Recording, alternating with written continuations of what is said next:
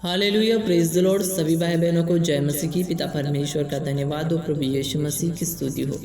आइए प्रियो, आज के इस रात की प्रार्थना में आप सभी को पिता परमेश्वर आशीष दे, ब्लेसिंग्स दे।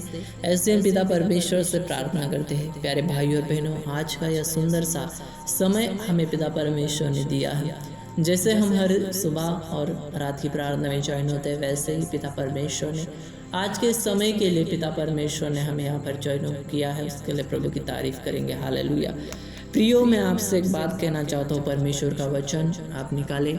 2 कुरिन्थियों अध्याय 5 वचन 1 में लिखा है, क्योंकि हम जानते हैं कि जब हमारा पृथ्वी पर का डेरा सरीखा घर गिराया जाएगा तो हम परमेश्वर की ओर से स्वर्ग पर एक ऐसा भवन मिलेगा जो हाथों से बना हुआ घर नहीं परंतु चिरस्थायी होगा। Hallelujah, praise the Lord. प्रियो, हमारा जो ये शरीर है, हमारे शरीर जो है, जिसके लिए हम इस जहाँ में कमाते हैं, हम पैसा कमाते हैं, हम इस शरीर के लिए अभिलाषा है, शरीर की जो अभिलाषा है उसे पूरा करते हैं। लेकिन प्रियो, परमेश्वर का वचन कहता है कि जो ये शरीर जो है, ये जो हमारा डेरा है, वो हमेशा के लिए नहीं है, वो अनंत काल के लिए नहीं है। तो क्या लिखा है कि हम जानते हैं, क्योंकि जब हम परमेश्वर को जानते हैं तो हमें पता है कि क्या कि हमारा पृथ्वी पर का डेरा सरीखा घर गिराया जाएगा तो हमें परमेश्वर की ओर से स्वर्ग पर एक ऐसा भवन मिलेगा जो हाथों से बना हुआ घर नहीं है परंतु क्या होगा, चिरस्थायी होगा, अनंत होगा, एटर्नल होगा। Hallelujah, eternal in the heavens.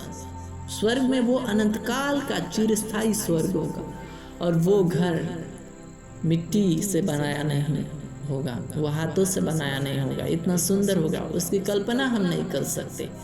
प्रियो, इसीलिए शरीर की अभिलाषाओं की ओर नहीं लेकिन परमेश्वर की ओर अपने मन को लगाए। Hallelujah, praise the Lord. आइए हम सभी प्रार्थना करें कि प्रभु, मुझे तेरी इच्छा से चलना सिखा। मुझे उस स्वर्ग के घर के अंदर प्रवेश करने के लिए जो योग्यता चाहिए, हम इस जहाँ में अगर हमें नौकरी चाहिए तो हमें योग्यता चाहिए, हमें वैसा बनना पड़ता है, उस क्वालिटी को अपने अंदर लेना पड़ता है। उसी तरह से पवित्रता जब हमारे अंदर होगी, दूसरे को समझने का व्यवहार हमारे अंदर होगा, तो परमेश्वर के उस जो परमेश्वर ने हमारे लिए घर बनाया हो उसके अंदर हम प्रवेश कर पाएंगे।